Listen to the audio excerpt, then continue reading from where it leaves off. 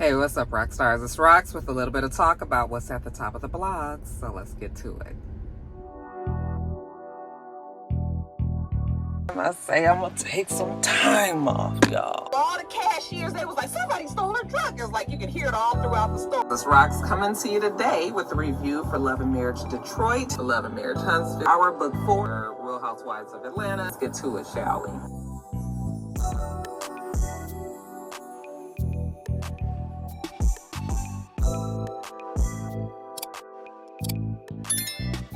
All right, you guys, I was just trying to look through my notes and figure out what order I wanted to do this in. I guess I can start off with politics, which really is not really politics because we're just talking about Biden at this moment and nothing political. But isn't it all political? But yeah, first story up, I'm sure you guys saw it yesterday. Joe Biden, our president, has tested positive for COVID-19. For those of you guys who believe that COVID-19 is not a thing, it is definitely still a thing, even though people are not generally getting as sick as they had before. People are still getting very ill from COVID. People are still dying from COVID. So that is something that everyone needs to take into consideration and remember and be safe out there. But yes, they are saying that 81-year-old President Biden has contracted the disease, or the virus, I should say, and they're saying that he's experiencing mild symptoms, basically upper respiratory issues, nose running, an unproductive cough, one of those just hacking kind of staying around coughs. They just said that he didn't feel well. He is in Vegas campaigning. It's not real surprising to me that he has fallen ill because we have been seeing him ever since the debate and them trying to show that he is a president who is strong, who can still handle the job. He's been, balls to the wall kind of situation and running himself. I'm not going to say ragged because, it comes with the job, but he has definitely been all over the place and we ain't no spring chickens. So it's not surprising to me. And I'm sure he's probably been in touch or, close proximity to more people because he's trying to reach out and attract, the voters and all that. So not super surprising. However, I think we can all agree is we sure didn't need this shit right now. Okay, especially with everything that is going on, the RNC that's going on. I am glad that he got sick during the RNC and not during the Democratic National Convention, which is scheduled to come up next month, because we gonna need him and everybody. We gonna need all hands on deck, and that is, of course, if the Democrats can get their shit together within this next month. Everybody needs to be on the exact same page. And we're getting there. It looks like finally people are starting to realize and understand that the man said he ain't stepping down. He ain't stepping down. Okay. So, yeah, but they've given him a Paxlovid, and they said that he is leaving Las Vegas and he's going back to his home in Delaware, and he is going to, what do they tell you guys? Be by yourself. What is the word? Y'all know what I'm talking about. I want to say segregate. That's not the word. But that he's going to isolate himself. That's it. He's going to isolate himself, but he can still handle the duties of the president. Okay. So, there you have it. But I was just like, as soon as I read that he had COVID, I was like, Lord. And then I was like, please don't let this man get sicker, especially with him being his age. We know that they said that seniors were a part of the higher risk group. Even though I know quite a few people that have been in their 70s and 80s and fared much better than those that were in their 20s and 30s. So it's just one of them damn viruses that just pick and chooses how it want to react. How it wants to attack you and how people react. But yeah, we don't need this, child. We don't need this. I haven't watched any more of the RNC after. I didn't watch any of it, but the clips. I haven't seen any more clips, I should say, after the whole, that first night they had dragged out all of the celebrities they could, or, those who believe they're celebrities in some cases that are supporting. And I guess the rest that they've been putting up there hasn't been that interesting to the blogs that I follow anyway. And I'm going to, one of the Roxstars had mentioned in my comments last week and saying how, you know, we need to start blocking some of these blogs because it's clear that the blogs also are on somebody's payroll, which I 100% believe. I believe blogs are paid all the time to put certain content up. And that was the reason why I stopped following Neighborhood Talk and Zeus, Neighborhood Talk and Jasmine Brand, even though those were two blogs that I really did enjoy, but it was just entirely too much Zeus, you know. And now that Rockstar had pointed out that Shade Room also is pushing the agenda of not necessarily supporting Trump, but riling up the folks to believe that he, you know, just every time you look around, there's some kind of Trump post up. We know that Trump brings the views. And so everybody now is willing to put that up if that means that they're going to drive more traffic to their, you know, to their website. So I get it, but I'm just like, if I stop following Shade Room, you know, damn, like, I mean, Ice Cream Convos is like more my speed. Like, Xavier, I feel like, you know, I can trust what she puts up. She still has, you know, a level of decorum and decency out in them very undecent or indecent, I should say, social media streets. But yeah, it's like, you definitely can tell when these blogs have been paid, you guys. But anyway, that's it. That's pretty much all that we were going to talk about with politics. I don't have it in me today. And some of you guys, one of the rock stars also last week, very nicely, I mean, they weren't rude or anything, but they were saying that they didn't believe that I should cover politics because I was biased. And so I will let everyone here know that when it comes to politics, yeah, I'm going to be biased. And I just feel like I need to remind everyone that this is my channel, and, you know, this is not like an official journalistic news program that is on a nationally syndicated show or anything like this. This is just my opinion on YouTube. So yes, you will get biased things sometimes because I'm just telling you guys how I feel about it.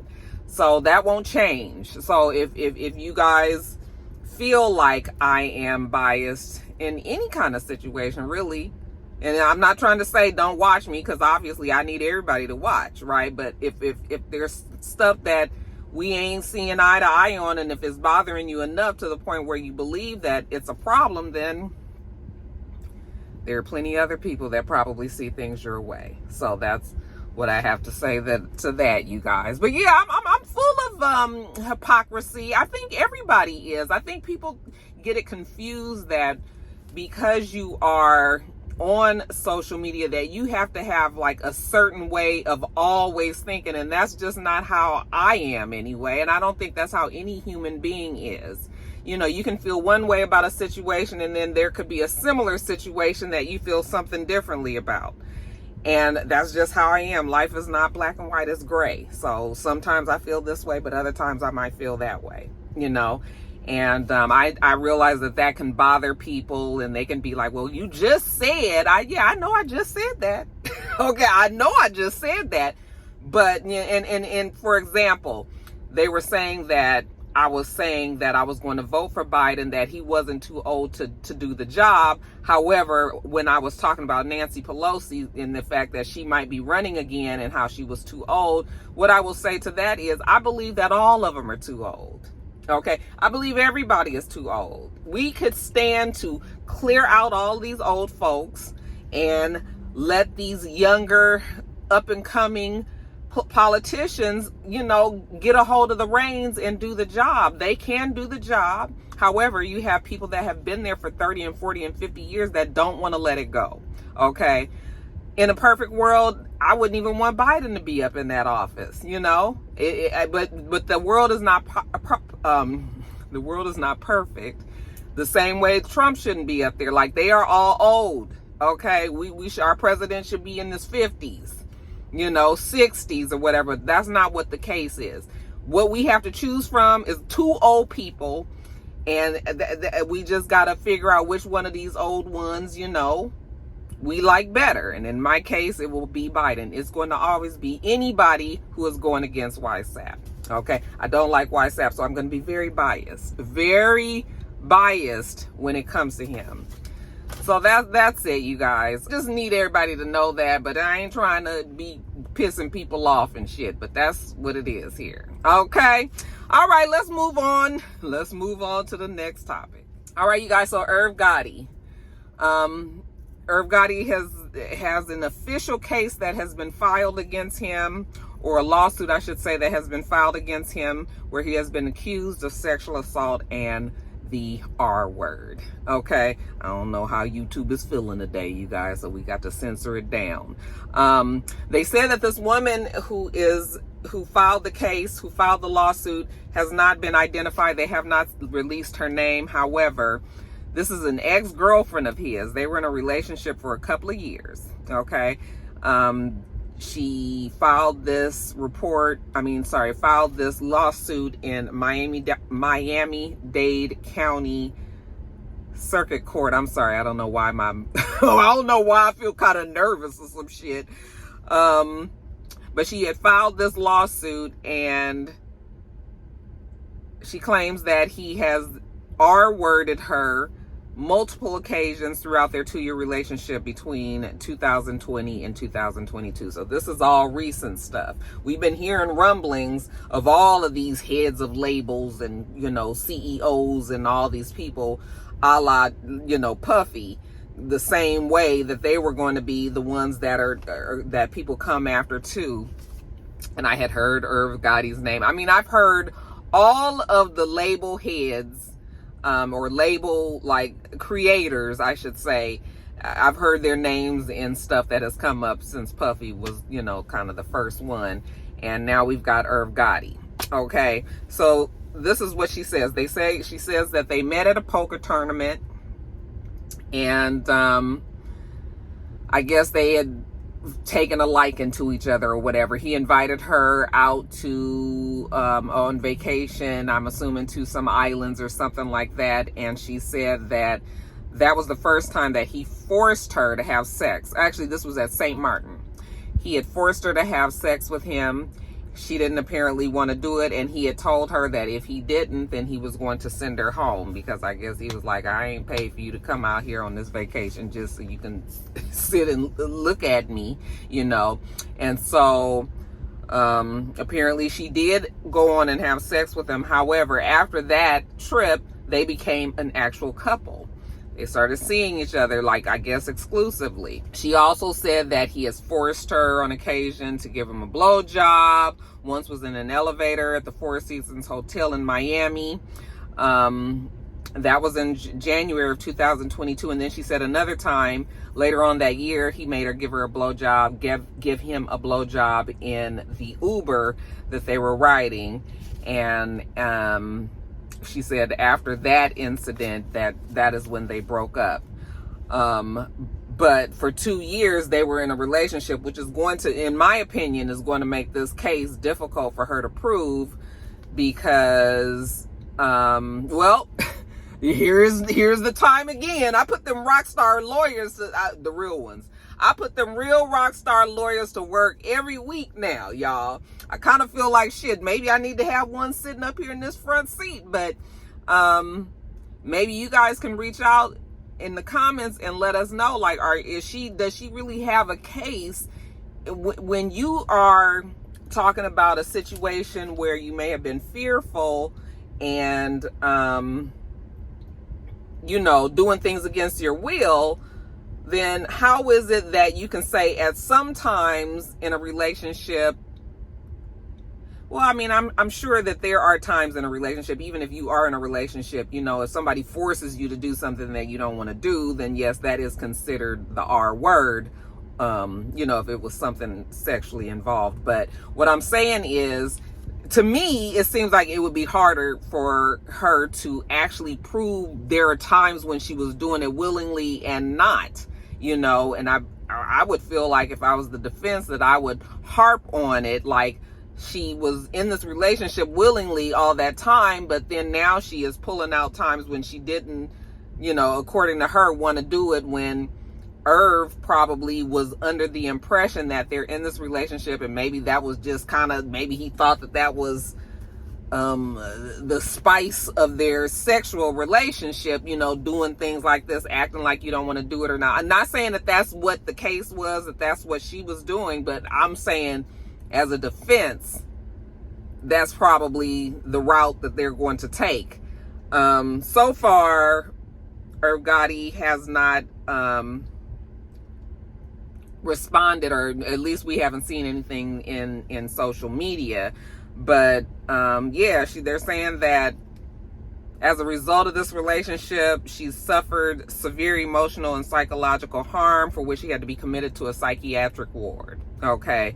And these injuries continue to affect the plaintiff even to this day. So even 2 years after the relationship ended, she is still going through. And I mean, if you've had something so traumatizing as being assaulted and the R word to you, then I would imagine that that's something that you're going to be affected by for the rest of your life, you know. So, but yeah, Irv Gotti is the next up. I was like, expecting this story when I heard about it. I was expecting this story to be talking about something that he did years and years and years ago, like, you know, how the same with Puffy back, you know, the chickens are coming home to roost, talking about shit that happened back in the 90s and early 2000s.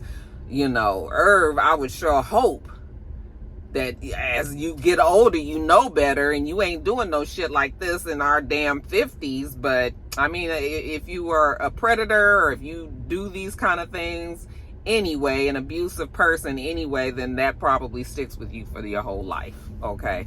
If you don't get the help and try to control whatever those urges are. So there's that. But we'll see what happens with it. Like I said, they haven't released her name. And he hasn't said anything, but when he says, I'm sure we'll hear more about this case. And of course, when I know more about it, I'm gonna let y'all know. Next story. All right, you guys, listen, I almost feel like I need to have a little segment for the YSL RICO case too, you guys. Like every week we talking about it now, and this week is no different. Now remember, it ain't even been a week. It was just Tuesday when I told you guys about Judge Glanville, who was the original judge that was presiding over the case. There was all that controversy about the secret meeting and him putting Brian Steele, which is one of Thug's lawyers, in contempt of court. And, you know, Brian Steele saying it was improper that he had this meeting, and the defense didn't know, prosecution, all this. Anyway, long story short, they had someone finally say, no, Judge Glanville needs to be taken off. Even though they believed that he was able to do the job fairly, they wanted to make sure that they upheld the public's trust, okay? And even though he might have been doing what he needed to do the right way as a judge, you know, just in the eyes of those looking at this case from the outside looking in, and as taxpayers, you know, okay, let's get rid of him so we can, you know, the public can be trustworthy. I mean, so that the public can be trusting of the whole process, the whole legal process. So they replaced him right after I had my Top of the Blogs video went live on Tuesday. Of course, they announced that they did have a second judge that they put in place. This judge's name was Shakura Ingram. And Shakura Ingram only lasted, you know, 2.2 seconds because she ended up recusing herself. And she cited that she had a connection to a courthouse deputy who had an inappropriate relationship with one of the YSL defendants. I was like, I mean, why wouldn't they? Hell, it's 100 damn defendants in the in the case, you know. I'm exaggerating, but yeah. And it turns out that deputy that she was talking about apparently had smuggled in some contraband to the defendant. What was the person's name? Christian Eppinger. Okay. And so because she's connected to that deputy in some kind of way, she felt like that would also undermine the public's trust and confidence in her being impartial for this. So she pulled herself out of it as well. Okay, so damn, bitch. Grand opening, grand closing. I mean, she was only in there for a minute, and she got the hell on. now we have a third judge within 3 days, you guys. We got a third judge within 3 days. And this one's name is Paige Reese Whitaker. She's a Fulton County Superior Court judge, and she has been serving in that capacity since 2017. Okay, so it's either going to be third time's a charm or 3 strikes and you're out. We don't know yet, but I mean, just me, just layman's, just somebody observing. All right, I feel like this case is pretty much about to be declared a mistrial, because already the public has had enough. Already the public doesn't trust it anymore. Already the public is irritated on the fact that it's been 19 months or whatever, and really we haven't gotten anywhere. Court cases are expensive.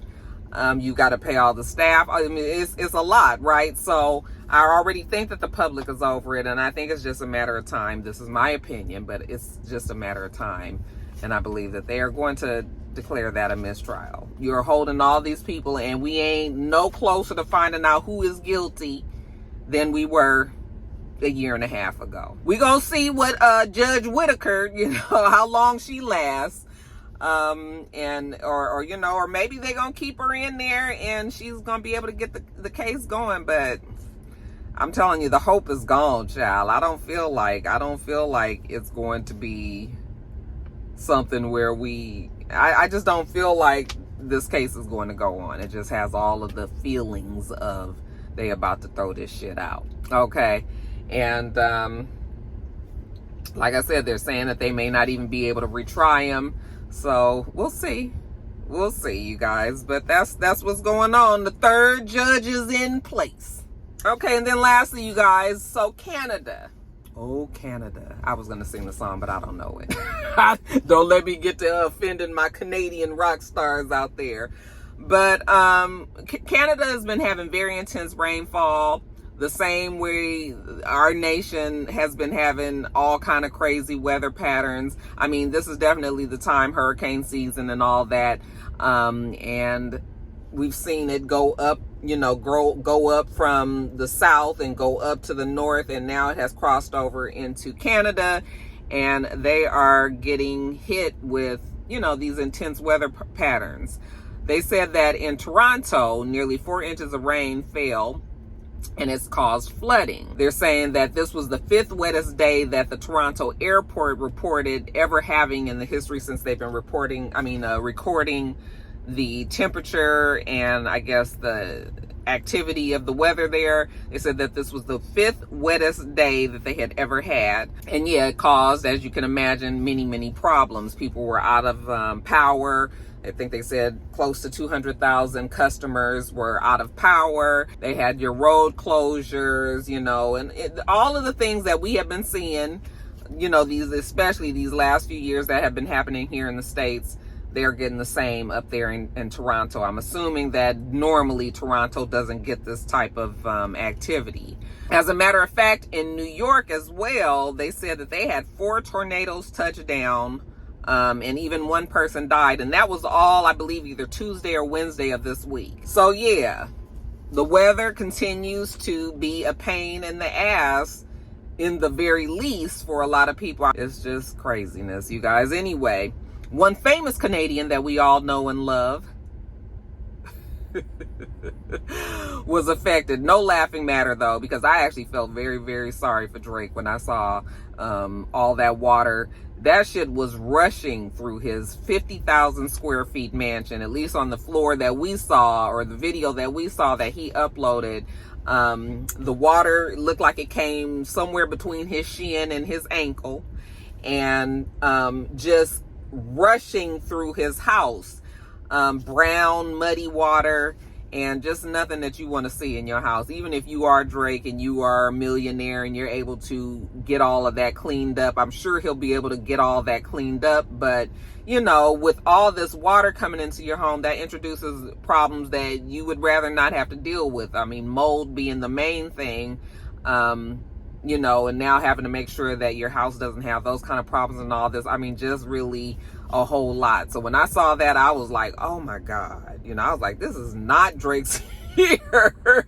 I'm just like, shit, Drake needs to just, let 2024 go down and start fresh in 2025. Even though I know, it's not just regulated to just Drake with this flooding. I mean, there are many Toronto people that are, what they call y'all, Torontoans? There are many folks from Toronto that are being affected, and just in Canada in general, not being able to deal with all this water, this influx of water, just like everybody else and everywhere else these days. But yeah, I saw that and I was stressed. I was stressed for them, because I would not want that kind of shit going through my house. And they said that people's basements were pretty much just flooded out. Just the thought of all that water in that house. Yeah, that shit is, I wouldn't wish that. I wouldn't wish that on my enemy, you guys. But yeah, like I said, he will be able to fix it all and all, but just thinking of people that won't be able to, I mean, not won't, but can't afford, or just don't feel like having to spend that kind of money, on fixing their home and replacing items that may have been invaluable and things like that. So my heart goes out to Drake and the thousands, the hundreds of thousands of other people that were affected in that rainfall. But yeah, just like how we got going down here, they're gonna have to start getting themselves prepared up there as well, because Mother Nature is not playing with y'all funky asses. Okay, Mother Nature is very upset, and she is taking it out in the weather. So very, very awful. A little side note on that story is Schoolboy Q. You guys know he's part of Top Dog Entertainment. He is one of the homeboys to Kendrick Lamar. He apparently was supposed to be having a performance out there in Toronto, and his performance got canceled, so he took to social media and he was just like, it's obvious that the people in Toronto do not want them out there, and it's just sort of like, why y'all tripping like this? Like the guy that's over Top Dog was just with Baby and Lil Wayne or whoever it was, just recently. So I mean, if they wanted to get them then, they was gonna get them then. Now they canceling performances, and let's see how y'all feel when you come to LA and all this and all that. And turns out, Schoolboy Q was just loud and wrong, because yeah, they're having a fucking crisis right now. Motherfuckers is trying to make sure that the shit is not flooded out. I'm assuming if it's flooding out houses, it's probably flooding out stadiums or theaters or wherever it is that you would be performing as well. And yeah, they're not really trying to put somebody up on the stage while people are, fighting for their lives, their property and all of that. So yeah, just loud and wrong. Just loud and wrong. Okay. I know he probably wished that he would have looked at the, why exactly what was going on there before he put this message out. I mean, at least I hope that he don't think, that it had anything to do with the Not Like Us song.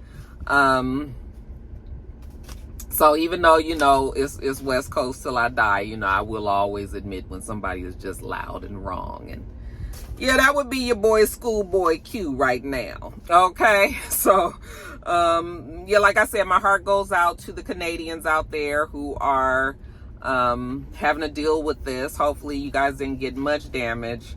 And that you guys can get back to your everyday life. Okay.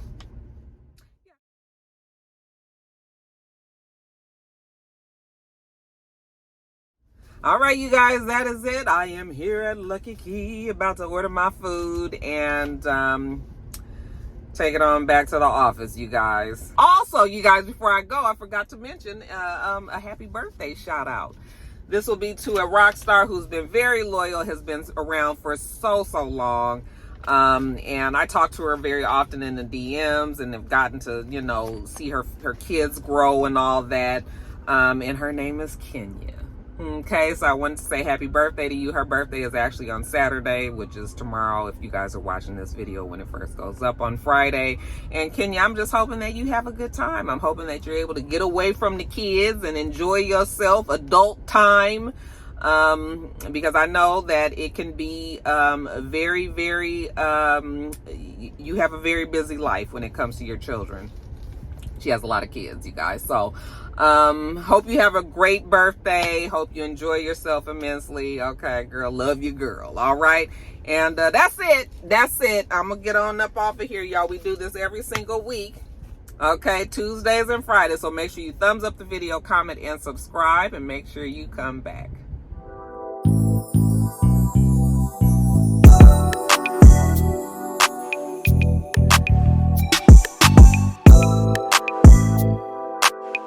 Until next time, Roxstars. Bye.